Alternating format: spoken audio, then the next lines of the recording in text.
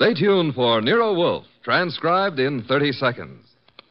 Tomorrow, you're invited to a 1-hour concert by the renowned NBC Symphony. The orchestra will be under the direction of Bruno Walter for tomorrow's performance, and celebrated violinist Joseph Szigeti will be featured soloist. Selections for tomorrow include the overture to Mozart's Marriage of Figaro and the same composer's brilliant concerto for violin and orchestra. You're invited every Saturday to a concert by the NBC Symphony. Ladies and gentlemen, the ringing of that phone bell brings you mystery, adventure. Nero Wolfe's office, Archie Goodwin speaking. Who? Mr. Hal Horton, United Industries? Oh, I see. Well, I must warn you, Mr. Horton, Mr. Wolfe doesn't take kindly to big industrialists. Says their great wealth upsets his digestion. Why do you want to see him? The connection's bad. I don't hear you. Who? Who? Mr. Horton, who? We're cut off. What is it, Mr. Goodwin? Mr. Hal Horton called. I understand that. I won't see him. Tell him what money I have to invest I put into orchid plants. Mr. Horton wasn't promoting anything. And what did he call you for? The great Horton needs a detective. Maybe just my occupational reflex, but I thought he said somebody'd been murdered.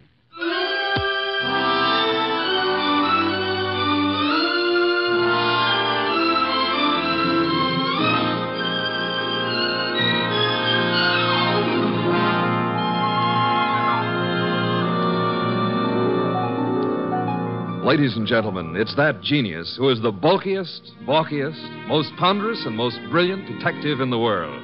Yes, none other than that chair-borne mass of unpredictable intellect, Nero Wolfe, created by Rex Stout and brought to you in a new series of adventures over this NBC network in the person of Mr. Sydney Greenstreet.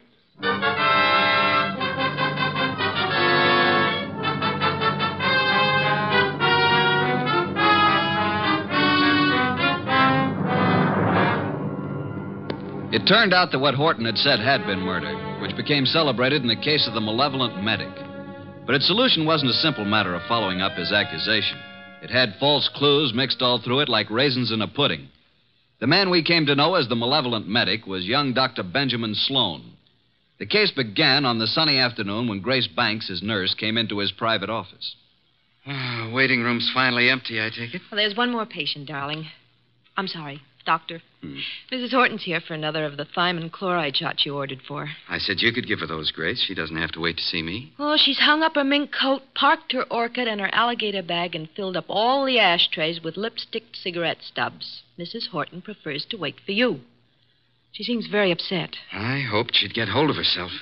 Mrs. Hal Horton, with all that money. Whatever gives her such jitters? Darling, if I ever get in that condition after we're married, please shoot me. I've advised her to go to a specialist. Hers isn't a true medical case. Well, I'll do what I can. Get a needle ready, will you, Grace, and show Mrs. Horton in. Yes, darling. I mean, doctor. Mrs. Horton, will you step in now?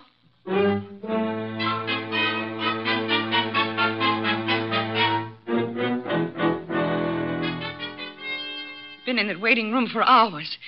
Ben, I wrote you every day this week. Why didn't you answer me? You say your health hasn't improved, Leslie. I'm worse. Much worse. Still chain smoking, drinking, and the sleeping pills? I have to take something. I can't walk the floor all night, can I? Thinking. Why are you so unhappy, Leslie? You have what you always said you wanted. Money, clothes, excitement. You have the right to say that. But don't. Please don't. I'm only pointing out facts you should face. I told you from the beginning you need a nerve specialist. I need you. Nobody else can help me at all. Leslie, you went over this the last time you were here, and in all those letters you've been sending. Now, let's cross it off for good, shall we? Don't talk like that. You don't mean it. I'm no longer a lovesick dope, and you're the wife of one of the biggest industrialists in the country. Yes, Hal Horton. I despise him. He thinks his money makes him God. He thinks he can buy anything that he bought me. He made me think I was getting the world with a fence around it. Everything I want is on the other side of that fence. You don't know what you do want. I want us the way we used to be, happy in love together. Leslie, please be quiet. Why? Miss Banks is in the laboratory. She can hear you. What of it? I'm not ashamed. I'll tell her. I'll tell everybody. Imagine Hal's face when he finds out I'm leaving him, but I'm coming back to you. He already knows about you. I told him you were in love with me, that you're jealous. He doesn't like it. Leslie, you're raving. Now stop it. You always said I was the most attractive woman in the world. You made your choice. Now get this into your head. I'm really in love now. In a few weeks, I'm going to be married. Now, I'll get your medicine. So it's really true. You are going to be married. Yes. I'd heard it, but I didn't believe it. Going to marry a nurse. All my friends have known and been laughing at me. Please, now that's enough. I made a plan, a wonderful, beautiful plan about us. Ben, you love me. Ben, say you love me. Mrs. Horton, that is all over. You don't love me. No longer. You're here as my patient, and that's all. After this treatment, I must ask you to get another doctor.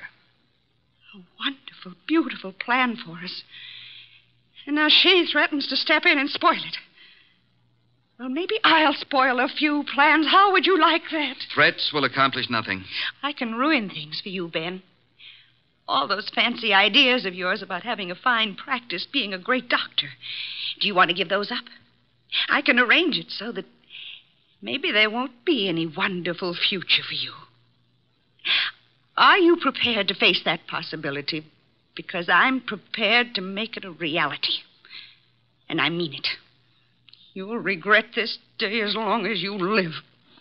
I'll get your medicine, Mrs. Horton. Hand me my bag. Thank you.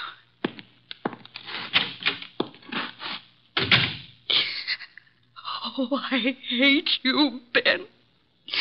I hate you both.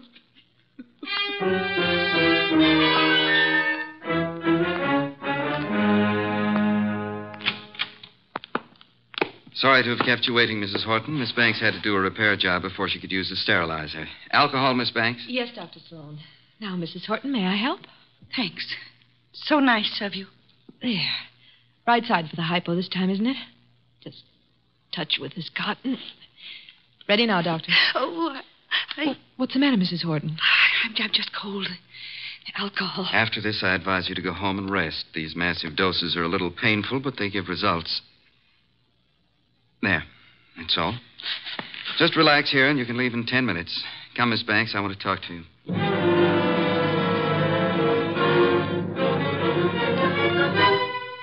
Doctor! I feel sick. I feel very sick. You might as well stop acting. I can't get up. My feet. Ben, look at her. Something's happened. Hysteria. No, her face. Oh, and she's falling. Mrs. Horton, hold on to me. I've got you. Hold her up. Leslie, what is it? Pain. Terrible pain. Where? What from? Sick everywhere. Pain, everything's pain. Pain in my head, pain in my feet. My feet. My feet.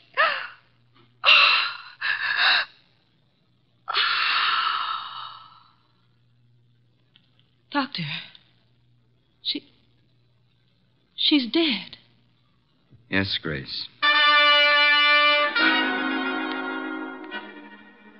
Get a card from the files. I want to study it. From the first day Mrs. Horton came here. What was it, Ben? What happened to her? Symptoms are of a heart condition from which it seems the patient has just expired. Then you must call her husband. Grace, did you hear me? Yes, Dr. Sloan.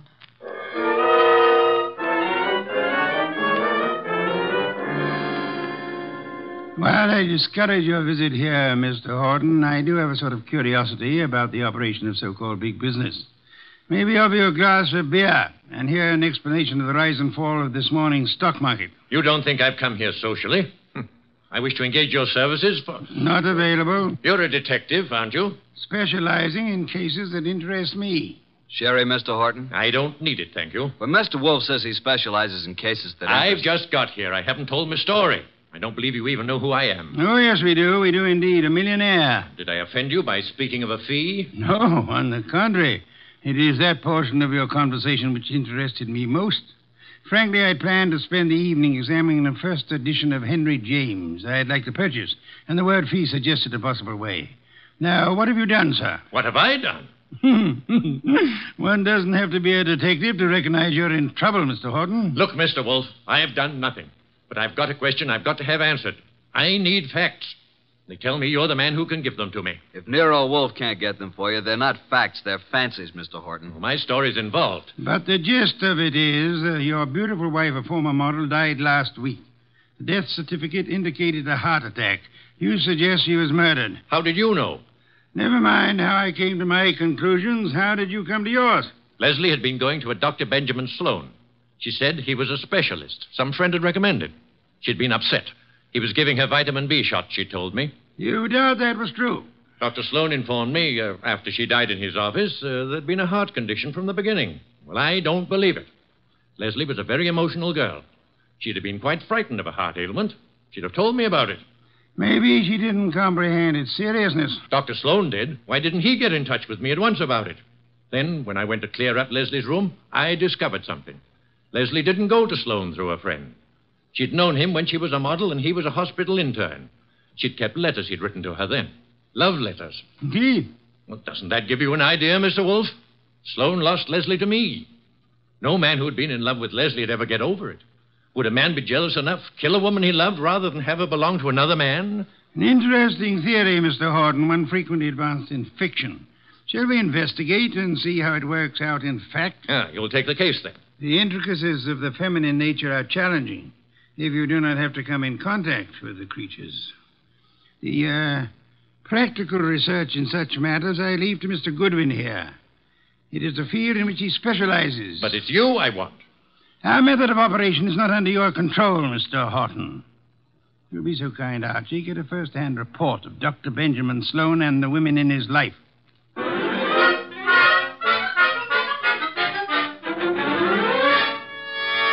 Just came to ask a few routine questions, Dr. Sloan. I don't understand your interest in the Horton case, Mr. Goodwin, is it? That's right. The death certificate was signed and a report made to the medical inspector. Detectives are a snoopy lot. Detectives? Are you from the police department? No, I'm employed to note some details before we close up the Leslie Horton estate. Sudden deaths have to be double-checked. I'm afraid I can't add a thing to what I've already reported. Well, thanks for seeing me anyhow. Been a pleasant visit. Ever have a patient die in your office before, Dr. Sloan? No, but I've seen similar cases in the hospital, of course. Was Mrs. Horton warned about her heart condition, Dr. Sloan? I discussed her case with her fully and frankly. And her husband, wasn't Mr. Horton alarmed? He didn't know.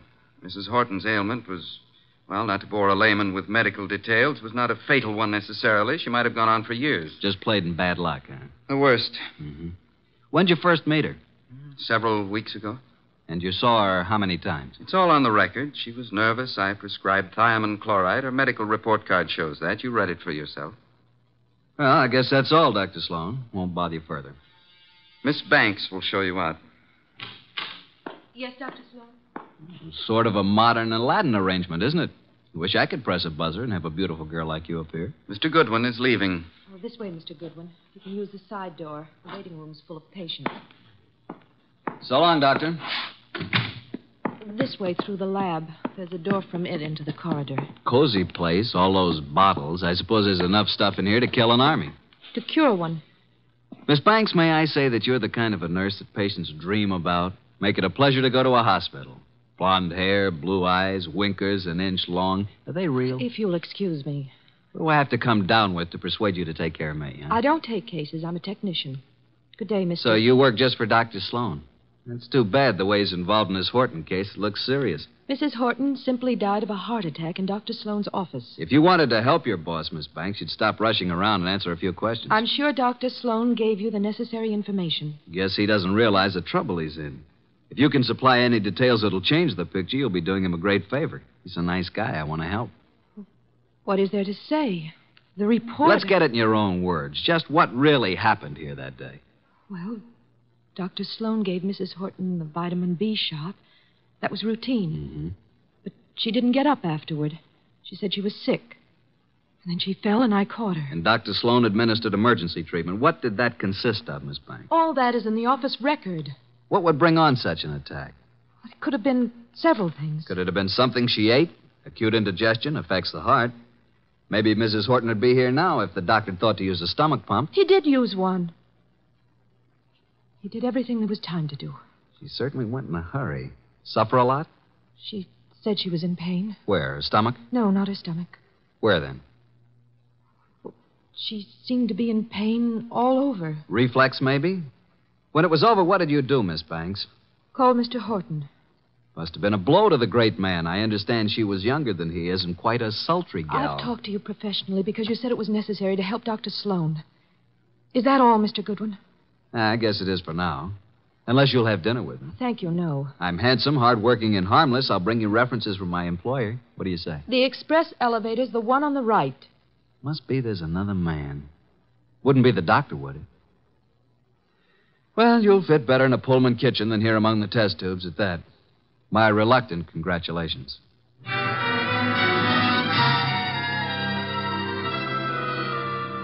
The verdict, Archie? Innocent as lambs, both Sloan and the nurse. Evidence to prove it? My unfailing sensibilities, not the murderer type. Nice couple, doctor and the nurse. I suspect they're engaged. She's so much in love with him, I could have been you, and she wouldn't have known the difference. Very flattering. Records? The usual medical record, Mrs. Horton's first visits, symptoms, subsequent visits. Here are the notes on it. Vitamin B shots. No chance they brought this on, huh? Dr. Sloan says absolutely not. I checked that with other doctors. But Mrs. Horton did go into this right after the hypo. Nurse's story jives with Sloan's? A little more detailed. She says he did everything. He even used a stomach pump. The woman was in pain? What's this? Head to feet? My way of saying pain all over. What other papers did you examine? Only the medical record. Get back to Sloan's office late tonight and examine all the papers in his desk. Can't you trust me? I tell you, there's no reason even to suspect these two. When you have one of your adolescent infatuations on, blood dripping from a dagger in a girl's hand would look to you like crushed rose petals. With this Grace Banks out of the way, maybe you can recognize evidence. Sounds like a long, bleak evening. Hand me that medical book, and then be on your way. I want to think.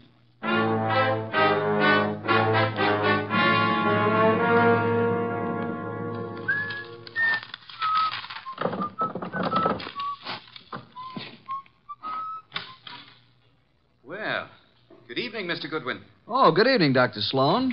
This is a surprise to us both. I didn't anticipate that you'd be keeping office hours after midnight. What are you doing in my office at 2 o'clock in the morning, Mr. Goodwin? Reading your mail and having a ghoulish time surrounded by all these shiny instruments of yours. You've been rifling my desk. I wouldn't do that if I were you. I've put things back very neatly, even the letters from this little secret compartment, which isn't secret at all to anybody who knows about desks. I've kept only Give one. me that Easy. It's the "My darling, mine first, shan't ever give you up one way or another" one. You remember it? I'll bet that nice little nurse you're engaged to never wrote that, did she? What do you intend to do with it? Mark it Exhibit A in the Horton murder case. Maybe you'd like to come with me and explain it to Nero Wolfe. Very moving, very flattering, very interesting if you like women, but also very incriminating, Dr. Sloan. What does it prove? A silly woman with a nervous breakdown imagined she was infatuated with me. A woman who is now dead, you must remember, under, shall we say, unusual circumstances. You signed a death certificate which stated Mrs. Horton died of a heart attack. As you signed it, Dr. Sloan, did you remember she had threatened you and heave a sigh of relief that fate had done you such a good turn? I didn't bear Leslie any ill will. I was sorry for her. You felt adequate to the situation. You called no other doctor, though there are several in your building. My first thought, of course, was that it was some extraordinary allergic reaction to the vitamin dose. It was not until an hour or two after she was dead you decided she expired from a heart attack. Yes. How did you explain the pain? I reported no pain. Miss Banks said Mrs. Horton had pain from her head to her feet. Grace said that? Well, not in those words, but that was the general Dr. Sloan, why did you use a stomach pump on a heart case? Why, I told you I tried everything. Sometimes an acute digestive disturbance. I suggest you did it because to you, as to any qualified physician, the pain in the feet suggested poisoning, a particular kind of poison, an inorganic poison. There wasn't any in her stomach. You maintain that? Archie, get the medical examiner on the phone. Tell him the body of Miss Hal Horton must be examined for any evidence of poisoning. I know you think Mrs. Horton was murdered, but it's impossible. There'd been no one near her. Miss Banks. Miss Banks couldn't have done it. She was working with me constantly. That's what I thought you'd say, Dr. Sloan.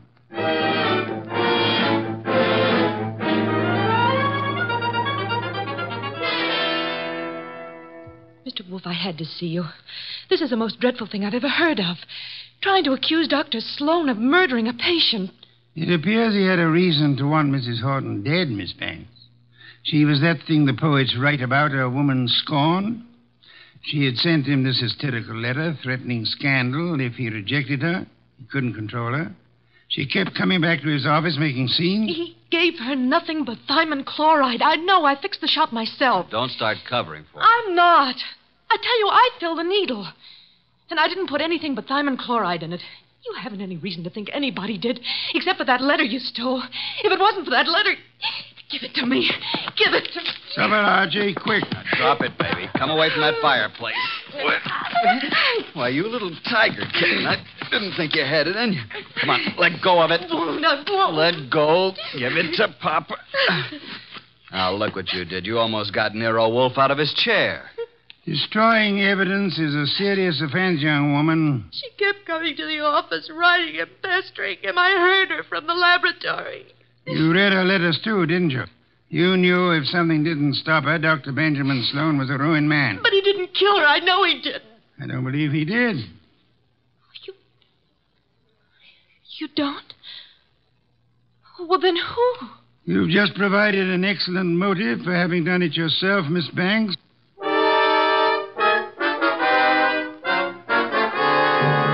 Pears and white wine. Cold, luscious, exotic. Excellent, Fritz, excellent. Best thing that's happened today. I don't like this Sloan case. If you ask me, I think that Horton dame got what was coming to her. Those are not the words of abstract justice, nor the phrases of a gentleman of culture. A good detective never plays favorites. Good night's rest, and you will find your attitude more normal by morning. You expect to have this case solved by morning? It's solved now. Thanks to the expedition I sent you on this afternoon. The arrests can wait. No one will escape. I feel like a murderer myself. If I hadn't wormed it out of Grace about the Horton woman complaining of pain, and if you hadn't jumped at the word feet... That, Archie, my dear fellow, is the purpose for which you exist, to discover pertinent facts. Have we quite finished? Coffee in the study, then. Here's the door. I'll go. Mr. Wolfe in? He isn't seeing anyone this evening, Mr. Horton. Well, he's seeing me. Archie, if that's Mr. Horton, I'll see him. You'd better. Sorry you found Mr. Goodwin so impossible, Mr. Horton. He came to pay you a call this afternoon. I sent him, but he didn't find you in, did you, Archie? No, but I made myself at home. I knew anything that would help to solve this case you'd want us to have. What do you mean? You were in my house? What did you take? Nothing of monetary value, I assure you, that will not be returned in due course. But before I announce the solution of a case, I like to have all my little props in place. I appreciate a well-rounded performance. Mr. Wolfe, I've had enough of this foolishness, this delay. I hired you to convict Sloan, not to play parlor games. You must be patient, Mr. Horton. Don't force me. I want action. Well, I had planned to wait until the morning, but if you insist... These papers here may interest you, Mr. Horton. Mr. Goodwin here collects them, your wife's letters. Leslie's? You recognize the script? These are addressed to Dr. Sloan. Do they prove anything against him? The lady's correspondence should be kept private. This other letter, however, was sent to you. To me? Leslie's? What? Give it to me. Easy, Horton, easy. Don't grab. Oh, but that letter's mine. You stole it from my desk.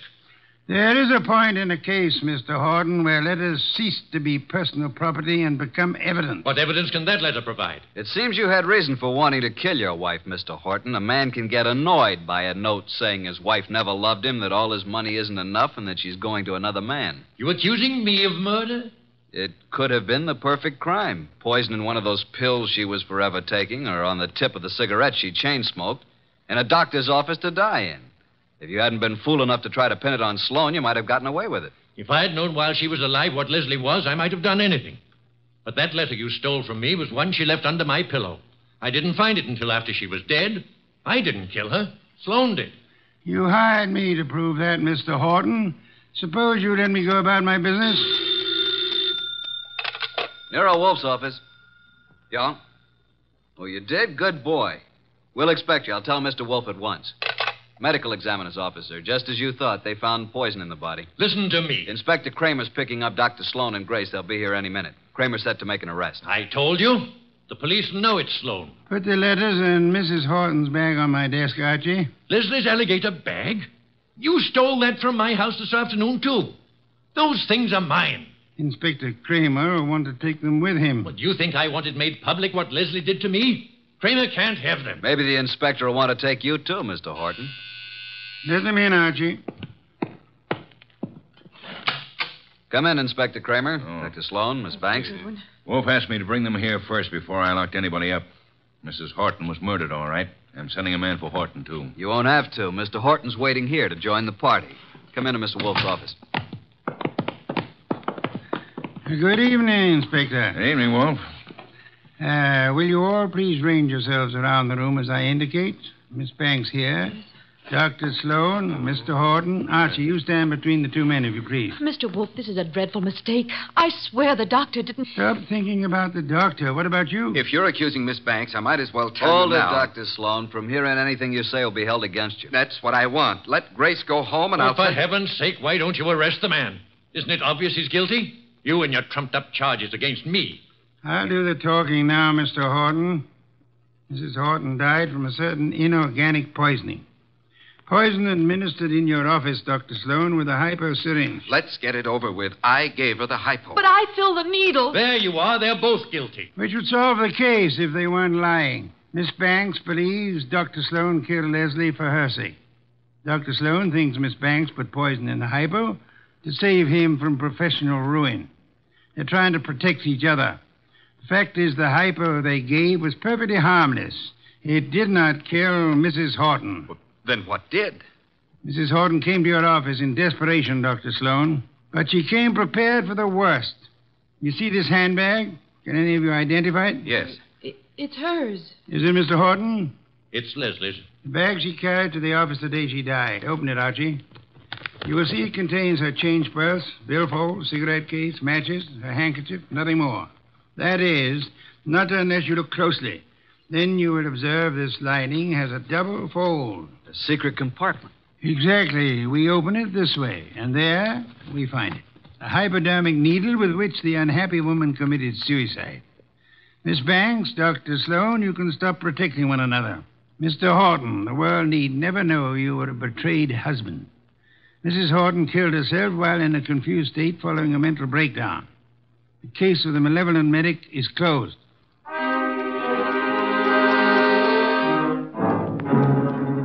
How did you ever get the hunch about the handbag, Mr. Wolfe?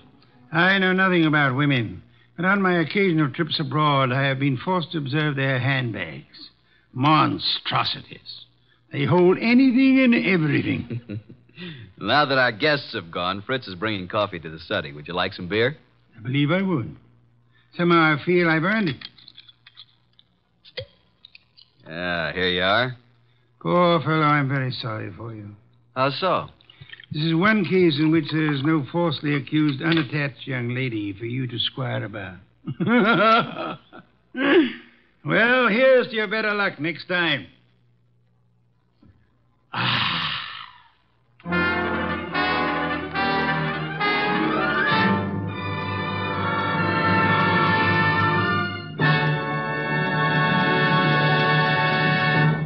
You have been listening to The New Adventures of Nero Wolfe, starring Sydney Greenstreet.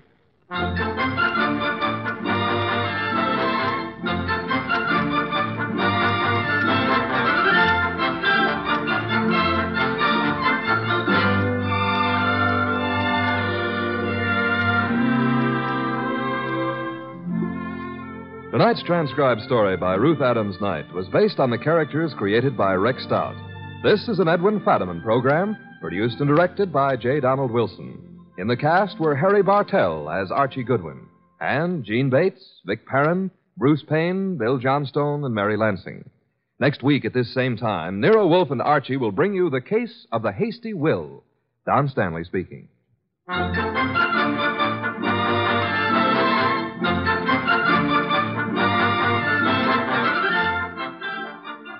3 chimes mean good times on NBC. There's music and mystery for you every Saturday evening on NBC. For music, tomorrow, your hit parade brings you the top tunes in the land with Snooky Lanson, Eileen Wilson, and Raymond Scott's orchestra. And for mystery, Herbert Marshall stars as the Man Called X, a man in search of adventure who travels wherever there is intrigue, danger, and romance. More good mystery at Sam Spade next on NBC.